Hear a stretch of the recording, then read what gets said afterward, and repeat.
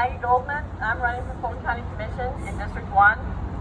And the one thing that I keep thinking about since Friday, is that if the men who wrote and passed these bills could get pregnant, there would be an abortion clinic on every corner. Yes, yes.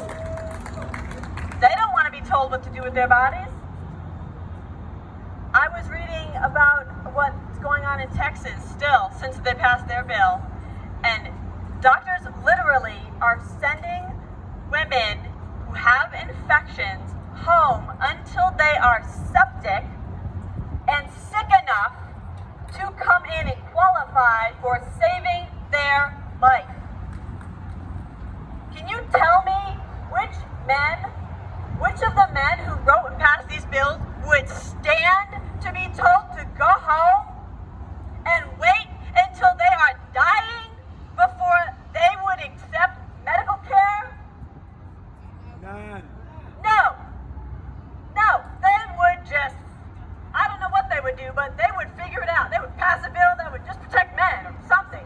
They would make sure they could get medical care. They don't care what happens to us. They literally just want to control women. That is all this is about. And I want to thank Fonnie Willis, the district attorney here in Fulton County, for committing to not prosecuting any abortion cases in Fulton County. Yes. Because the Fulton County Commission funds the district attorney's office, and I will gladly continue signing checks to her office as long as she is not prosecuting abortion cases here in Fulton County. I have had 2 medically necessary miscarriage-related abortions, which is the same procedure you have whether it is by choice or required in order to have your next child. And we didn't find out until 10 weeks with my first loss.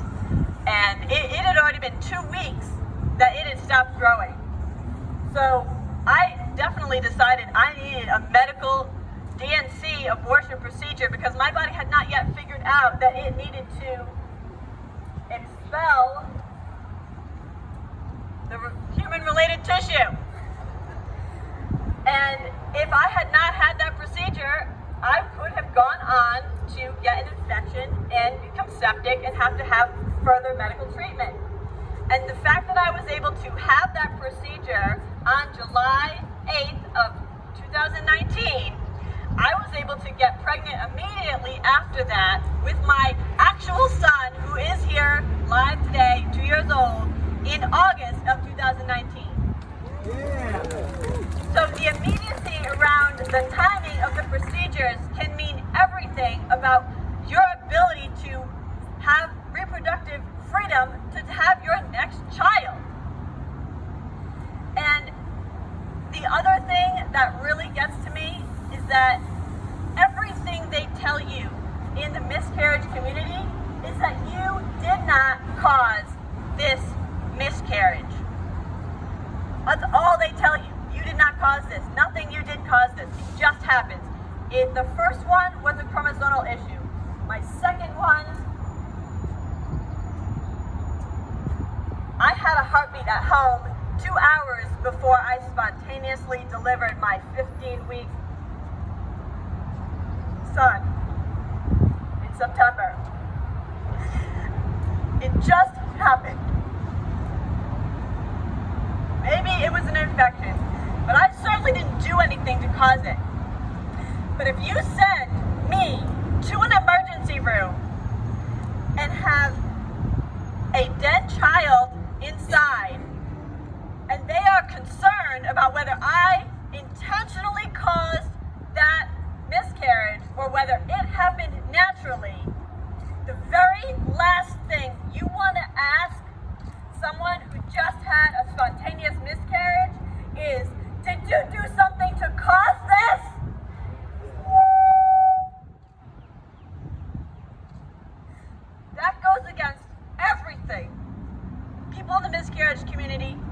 argue about it. But no, instead, we're going to investigate people to make sure it was a natural miscarriage instead of a miscarriage by choice. They care about mental health. They passed a nice fancy mental health bill, which I agree is a step forward. But you can't tell me on one day that you care about mental health and the next day not give two damns about the mental health of pregnant women and those that are having miscarriages and those that are choosing not to have a child because it is the right decision for them. Yes. Yes.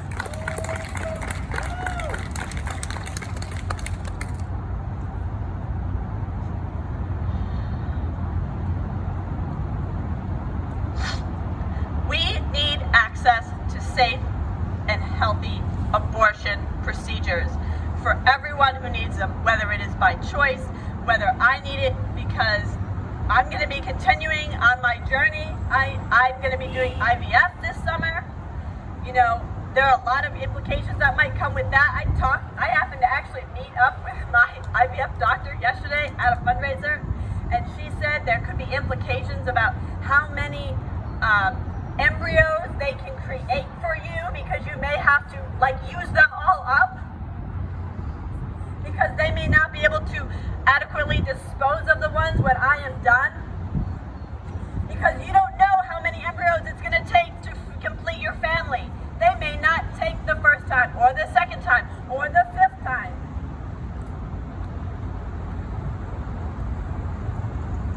So we need to elect people here in Georgia and nationwide. They're going to protect these rights and make abortion legal for all of us. And it's going to start at the state level when you support your state representatives and your state senators, because when they send these rights back to the states, it is going to be our opportunity to make those laws better with the state representatives and the state senators that we have here, in addition to the Attorney General. We need to elect Jen Jordan and Stacey Abrams can help with those things, but we absolutely need to support state and local officials. And I will do everything I can from Fulton County to make sure that we are funding the departments that help protect us, like the District Attorney's Office. Thank you.